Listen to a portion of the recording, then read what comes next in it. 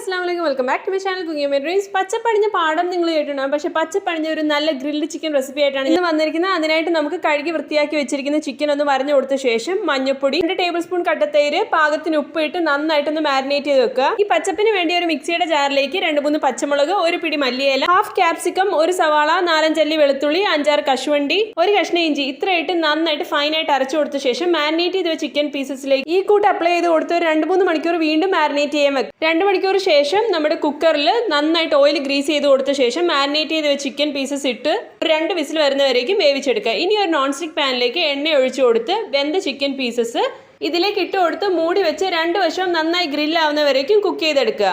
അങ്ങനെ വെറൈറ്റി ടേസ്റ്റിൽ ഒരു പച്ച പുതപ്പിച്ച ചിക്കൻ ഗ്രില്ല് റെഡിയായി. അപ്പോൾ എല്ലാവരും ട്രൈ ചെയ്ത് നോക്കി ഫീഡ്ബാക്ക് കമന്റായി അറിയിക്കുക. വീഡിയോസ് ഇഷ്ടമാണെന്ന് ചാനൽ ഒന്ന് മറക്കാതെ ലൈക്ക് ചെയ്ത് ഷെയർ ചെയ്ത് സബ്സ്ക്രൈബ് ചെയ്യുക. അപ്പോൾ അമ്പു ഭയങ്കര എക്സൈറ്റഡ് ആണ് ചിക്കൻ ട്രൈ ചെയ്യാനായിട്ട്. See you again. It's me Shana signing off. Take care. Allah Hafiz.